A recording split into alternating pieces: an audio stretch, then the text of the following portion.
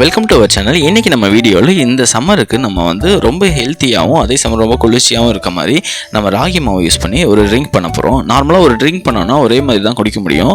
ஆனால் இந்த மாதிரி நீங்கள் பண்ணி சாப்பிட்டீங்கன்னா நீங்கள் குளிர்ச்சியாக இருக்க மாதிரியும் சாப்பிட்டுக்கலாம், அதே சமயம் ரொம்ப டேஸ்ட்டாகவும் நீங்கள் வச்சு சாப்பிட்டுக்கலாம். சின்ன பசங்களுக்கு கொடுக்குறதா இருந்தாலும் சரி, பெரியவங்களுக்கு இருந்தாலும் சரி, இந்த மாதிரி பிரித்து கொடுத்துக்கோங்க. இது எப்படி பண்ணலான்றது நம்ம ஃபுல் வீடியோவில் பார்த்து தெரிஞ்சுக்கலாம் வாங்க.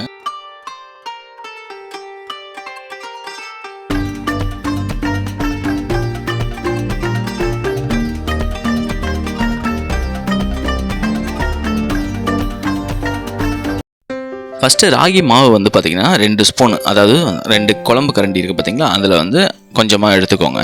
இது வந்து நீங்கள் அதிகமாக பண்ணுற மாதிரினா ஒரு எக்ஸ்ட்ராவாக ஒரு ஸ்பூன் கூட போட்டுக்கலாம். தண்ணியை பொறுத்த வரைக்கும் பார்த்திங்கன்னா நல்லா தண்ணியாக இருக்கணும். நம்ம தோசை மாவு பக்கம் வருது பார்த்திங்களா, அந்த மாதிரி அதை தண்ணியாக நம்ம இது பண்ணுவோம் பார்த்திங்களா, அந்த அளவுக்கு நல்லா கரைச்சிக்கோங்க. அதை விட கொஞ்சம் அதிகமாகவே தண்ணி தேவைப்படும். இதுக்கு நல்லா இன்னும் எக்ஸ்ட்ரா தண்ணி வேணும்னா ஒரு கப்பு வந்து எக்ஸ்ட்ராவாக கூட சேர்த்துக்கோங்க. நீங்கள் ஃபஸ்ட்டு வந்து 2 கப்பு சேர்த்துருக்கோம், அதுக்கப்புறம் பார்த்திங்கன்னா 1 கப்பு சேர்த்துக்கிறோம். இது வந்து அந்த மாவோட அளவை பொறுத்து இந்த மாதிரி நல்லா தண்ணியாக ரெடி பண்ணிக்கோங்க. அதுக்கப்புறமேலு ஸ்டவ் ஆன் பண்ணிவிட்டு இதை நல்லா வந்து கொதிக்க விடுங்க. இது நல்லா கொதிச்சு வர பக்குவம் பார்த்திங்கன்னா நல்லா வந்து கலர் மாறி வரும். உங்களுக்கு எக்ஸ்ட்ராவாக நீங்கள் எந்த பொருளும் இதில் வந்து சேர்க்க வேணாம். நீங்கள் ஒரு 2 நிமிஷம் 3 நிமிஷத்தில் நல்லா கொதிக்க விட்டிங்கன்னா இந்த மாதிரி நல்லா கன்சிஸ்டன்சிக்கு வந்துடும். இப்போ இந்த மாதிரி வந்ததுக்கப்புறம் பார்த்திங்கன்னா இதில் இருக்க மாவும் நல்லா வந்து வெந்திருக்கும் உங்களுக்கு. இப்போ இதை வந்து கொஞ்சம் நல்லா கிளறி விடுங்க. நல்லா வேகிற வரைக்கும் கொஞ்சம் நல்லா வந்து இந்த சூட்லேயே வச்சு கிளறி விட்டுக்கோங்க. உப்பை பொறுத்த வரைக்கும் பார்த்திங்கன்னா ஒரு பிஞ்ச் அளவு உப்பு சேர்த்துக்கோங்க. சேர்த்துட்டு இதையும் நல்லா வந்து கிளறி விட்டுக்கோங்க.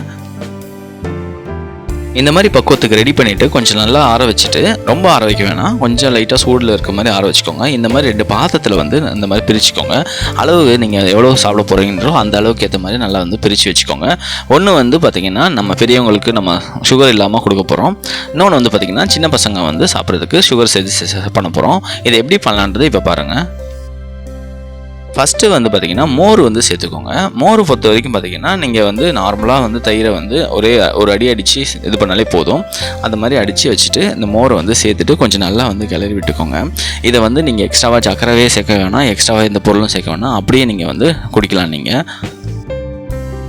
அதுக்கப்புறம் சின்ன பசங்களும் குழந்தைங்களும் சாப்பிட்றதுக்கு பார்த்திங்கன்னா வெள்ளைப்பாகு வந்து ரெடி பண்ணி வச்சுக்கோங்க. ரெடி பண்ணிவிட்டு அதில் வந்து தேவையான அளவு வந்து சேர்த்துட்டு கொஞ்சம் நல்லா வந்து கிளறி விட்டுக்கோங்க.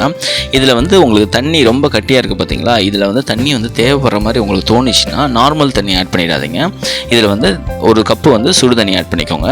1 கப்புன்றது நீங்கள் நல்லா தண்ணியாக நீங்கள் குடிக்கணும்னு ஆசைப்பட்டீங்கன்னா 1.5 கப்பு கூட நீங்கள் சேர்த்துக்கலாம். நீங்கள் அதுக்கேற்ற மாதிரி சேர்த்துட்டு கொஞ்சம் நல்லா இந்த மாதிரி சர்வ் பண்ண ஆரம்பிச்சிருங்க. இந்த சம்மருக்கு இந்த மாதிரி குளிர்ச்சியான ட்ரிங்க் சாப்பிடுங்க. ரொம்பவே டேஸ்ட்டாக இருக்கும், அதே சமயம் ரொம்ப ஹெல்த்தியாக ஃபீல் பண்ணுவீங்க. இந்த வீடியோ பிடிச்சிருந்தா நீங்களும் ட்ரை பண்ணி பார்த்துட்டு கமெண்ட்டில் வந்து சொல்லுங்கள். மறக்காமல் லைக், கமெண்ட் அண்ட் சப்ஸ்கிரைப் பண்ணிடுங்க. தேங்க்யூ.